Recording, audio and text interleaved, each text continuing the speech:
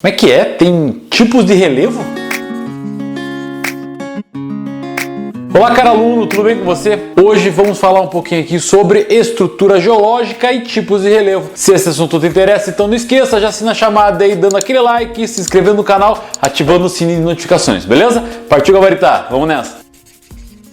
E aí, pessoal, já assinou gabaritajel.com.br? Você não assinou ainda? Meu irmão, você não sabe o que tá perdendo, cara. Você quer passar, quer tirar aquela notaça em humanas? Você tem que assinar gabaritajel.com.br, a melhor plataforma de humanas do Brasil. Não é porque o Silvestre tá lá, não é porque o Imperativo tá lá, não. É porque, de fato, eu, o professor Jean, o professor Rodrigo, o professor Fábio, a gente pensou com carinho para trazer para vocês o que há de melhor em ciências humanas, para você passar no Enem, no vestibular, nos concursos públicos, enfim, naquilo que você precisa aí de ajuda humana, a gente tá aí para ajudar, beleza? Então assina lá gabaritajel.com.br e não esqueça, coloca aquele cupomzinho de desconto lá, Imperativo Gel, que eu tô garantindo mais um desconto para você, beleza? Mas vamos ao que interessa e vamos falar do quê? De estrutura geológica, vamos falar de tipo de relevo. Afinal, Silvestre, o que é estrutura geológica? Estrutura geológica também podemos chamar de províncias geológicas. O que elas são de fato? Elas são formações rochosas, elas são formações estruturais que acabam compondo a litosfera terrestre. E elas acabam tendo características diferenciadas. Em cada região do mundo vai ter uma forma, uma estrutura geológica. É a composição química física dela, é a organização que essas rochas acabam tendo ao longo de todo o processo, ok? Vamos entender. Estruturas geológicas nós temos três tipos: os núcleos cratônicos ou escudos cristalinos, as bacias sedimentares e as faixas orogênicas ou cinturões orogênicos, como vocês quiserem entender por aí, ok? Núcleos cratônicos ou escudos cristalinos. Gente, essas são as rochas mais antigas que existem. Nós temos aquele ciclo das rochas que vimos nas últimas aulas aí. Lembra dessa aula aqui? Ciclo das rochas? Então, a gente viu que é um ciclo, porém, na formação da Terra, lá na estrutura do tempo geológico, dá uma olhada nesse vídeo aqui também, vocês vão lembrar, pessoal, que nós tínhamos as primeiras formações, houve os resfriamentos das rochas, formadas por rochas magmáticas e metamórficas antigas. Essas são as rochas mais duras, essas são as rochas mais antigas de todas. Elas sofreram ao longo de muito tempo,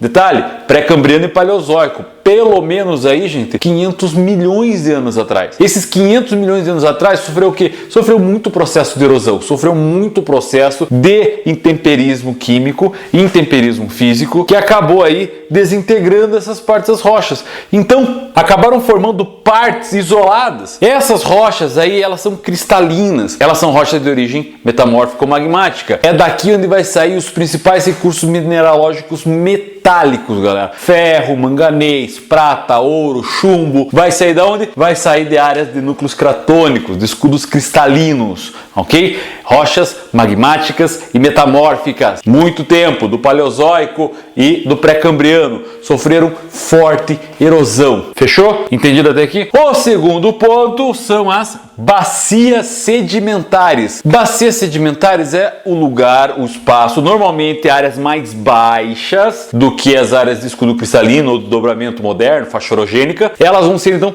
áreas um pouco mais baixas. Essas áreas mais baixas acabaram servindo de deposição desse material resultante do processo de intemperismo. Fez a erosão, esse material que acabou gerando erosão lá em cima acaba se depositando nas partes mais baixas. É aí as áreas de sedimentação. Essas áreas de acomodação de sedimentos vão dar origem às bacias sedimentares. Essas bacias sedimentares, inclusive, vão dar origem às rochas sedimentares. As rochas sedimentares formadas então pelo quê? Pela agregação de detritos, de minerais, de material orgânico que com muita pressão, muito calor e muito tempo acabam formando esses aglomerados que nós vamos chamar de rochas sedimentares. Lembrando que se aqui nos núcleos cratônicos nós vamos encontrar as áreas aí de recursos mineralógicos metálicos, aqui nas bacias sedimentares nós vamos encontrar os combustíveis fósseis. Os combustíveis fósseis nós vamos encontrar nas áreas de bacias sedimentares, meu querido, ok? Por exemplo, carvão mineral, o petróleo. Nós vamos encontrar essas áreas de combustíveis fósseis nas partes aí onde vamos encontrar o quê? Os tipos de rochas sedimentares de origem orgânica. Lembra lá da aula de tipos de rochas, pessoal? Rochas sedimentares orgânicas, calcário, carvão, o petróleo. Alguns autores dizem que sim, outros dizem que não. Enfim, aí nós temos a característica de bacia sedimentar e de formação de combustível fóssil, ok? Galera, elas sempre vão formar justamente onde? Em áreas de depressão. Elas podem ser em áreas de depressão relativa ou absoluta, elas sempre vão fazer essas bacias sedimentares nessas regiões, beleza? Nós podemos encontrar bacias sedimentares em áreas mais elevadas. Por exemplo, relevo do estado do Paraná, meu estado querido. Como é que a gente vai encontrar? Vamos encontrar o segundo planalto com a formação de bacia sedimentar. A região da bacia da cidade de Curitiba, no primeiro planalto, também vai ser uma bacia sedimentar. Essa de Curitiba, vamos colocar aqui o mapa?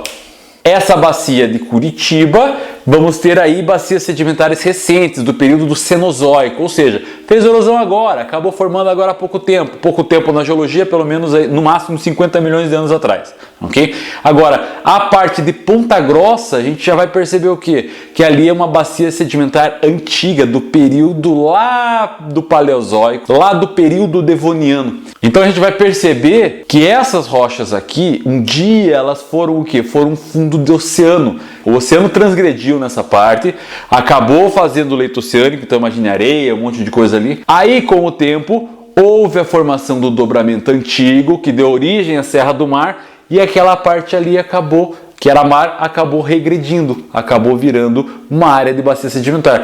E aí, obviamente, com outras formações, deposição de sedimentos e coisa e tal, vai dando origem aí a essa rocha, essa parte de bacia sedimentar. Se você quer saber mais sobre relevo do Paraná, dá uma olhada nesse vídeo aqui, ó, ou assina lá, né, gabaritajal.com.br, que tem uma série lá de história do Paraná para você que vai fazer o UEL, o UEM, o FPR, o Unespar, enfim, todas as universidades paranaenses. A gente tá falando lá, porque falando com quem? Com o cara que entende de Paraná, óbvio, um paranaense aqui da GEM falando as coisas certinho para vocês, beleza? Mas vamos continuar. Aí, nessas áreas de bacias sedimentares, então, nós temos essas características. E aí, por fim, vamos chegar na última forma de estrutura geológica, na última estrutura geológica do qual nós temos, que são as faixas orogênicas. Nós podemos classificar as faixas orogênicas em duas, ok? Dobramentos modernos e dobramentos antigos. Os dobramentos antigos são áreas onde houve forças de movimento tectônico que aconteceram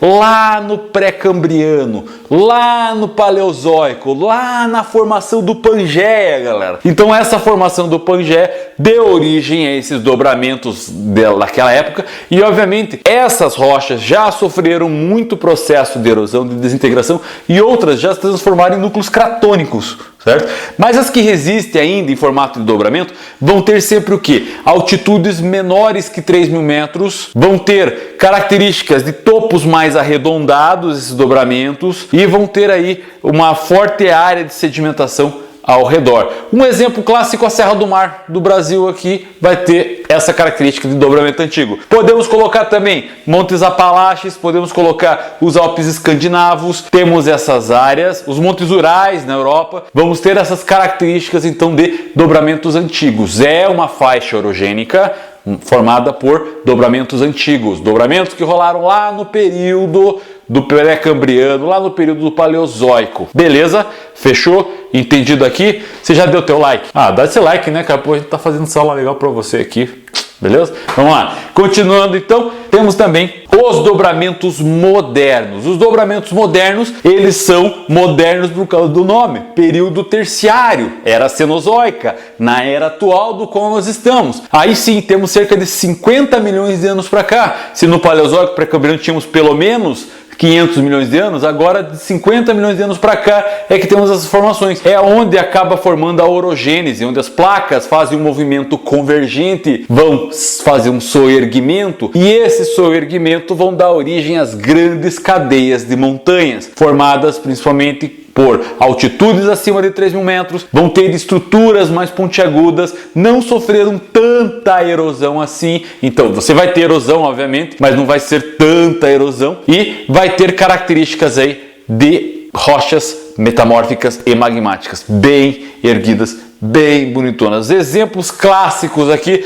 de dobramentos modernos: Himalaia, a cadeia do Himalaia, onde se encontra a maior cadeia de montanha do mundo, além de ter também o ponto com maior altitude do planeta, que é o Monte Everest. Além desse, nós temos também a Cordilheira dos Andes, aqui na América do Sul. O encontro da placa tectônica de Nazca com a placa tectônica sul-americana faz com que a placa sul-americana soerga, a placa de Nazca acabe fazendo uma subducção, formando aqui então a Cordilheira dos Andes, galera. A Cordilheira dos Andes também é uma forma de dobramento moderno. Aí temos os Alpes suíços, temos as montanhas rochosas nos Estados Unidos, todas elas por formação de dobramento moderno. Então nós temos aqui as estruturas geológicas, os núcleos cratônicos, as bacias sedimentares e as faixas orogênicas. Terminando essa parte, então, agora vamos para os tipos de relevo. Os tipos de relevo, gente, são bem fáceis de entender, ok? Temos aqui, então, a forma com qual você precisa. Tem um esquema bem simples para a gente entender. Galera, as formas de relevo, os tipos de relevo é a fisionomia que o relevo tem, é como o relevo se apresenta para a paisagem, para aquilo que a gente está vendo. Dessa maneira, então, vamos ter forças internas e forças externas que vão modelar o relevo de maneira com que nós estamos vendo. Inclusive, a próxima aula aqui do Hiperativo vai ser justamente de agentes modeladores do relevo, beleza? Então, fica ligado aí. Vamos começar então pela parte mais alta, a parte aqui das montanhas. O que são montanhas, pessoal? São áreas onde sofreram essa formação então de faixa orogênica. Esse dobramento ele pode ser antigo, pode ser moderno. Normalmente eles são modernos, porque quando a gente chama de montanha, a gente vai chamar sempre aquilo que vai ter uma altitude acima de 3.000 metros, ok? Mas nós temos os morros, os montes, que vão ser dobramentos mais antigos e não vão ter aí mais de 3.000, ok? Mas também são classificados dessa forma. Então temos essa parte mais alta do relevo, que nós chamamos de montanha, ok? Formadas aí através de dobras, formada através de falhas, formada através de vulcanismo, ok? E aí nós temos os planaltos. Planaltos, o próprio nome está dizendo, gente, plano alto, planalto. Presta atenção aí, você não vai perder essa, é gabarita gel, hiperativo gel, você vai se dar bem. Olha só, planalto, plano alto. Elas vão ter áreas com maior altitude, normalmente acima de 300 metros. Vão ser áreas aí onde vão ter áreas mais planas ou no máximo aí arredondadas, arqueadas, onde vamos ter aí grande parte de processo erosivo. Você vai ver ali na superfície os processos erosivos acontecendo. Normalmente em áreas de planalto temos formações de processos erosivos, ok? Aí nós temos as partes das planícies. Planícies normalmente é aquela área plana com uma baixa altitude, uma região próxima do nível do mar vai ter essa característica de planície. Normalmente nas planícies é onde a gente vai receber grande parte dos sedimentos das áreas mais altas, assim como os sedimentos marinhos, formando nessas áreas aqui costeiras as bacias sedimentares mais recentes. Essa parte aqui então vai ter normalmente abaixo de 300 metros de altitude. O que é abaixo de 300 metros de altitude e que sofre processo de sedimentação,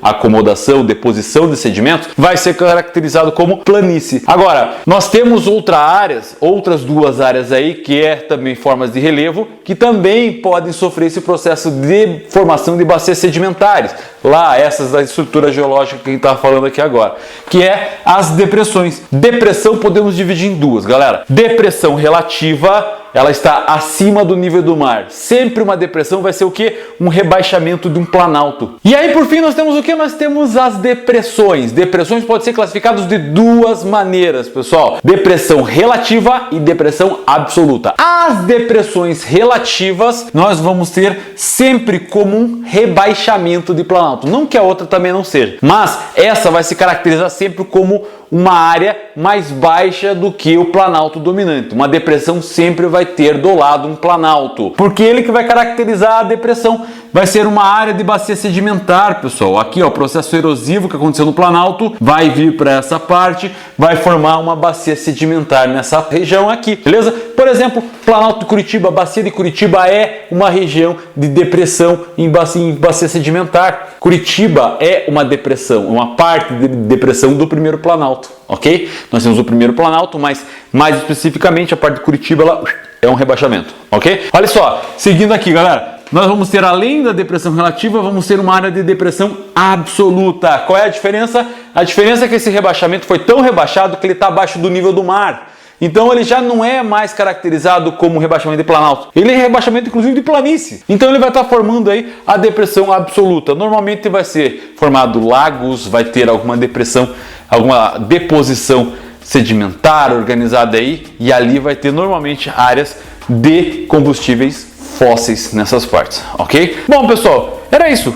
Era o que eu tinha para falar hoje para vocês. Nós temos aqui então a estrutura geológica, os núcleos cratônicos, as bacias sedimentares, as faixas orogênicas, além dos tipos de relevo, a planície, o planalto, a montanha, a depressão relativa e a depressão absoluta. Beleza? Eu vou ficando por aqui, então, como sempre, eu vou deixar aquele tempinho para você dar o print e logo em seguida eu vou colocar os cards aqui para você clicar lá no Gabarita Gel, para você se inscrever no canal, para você assistir os outros vídeos, beleza?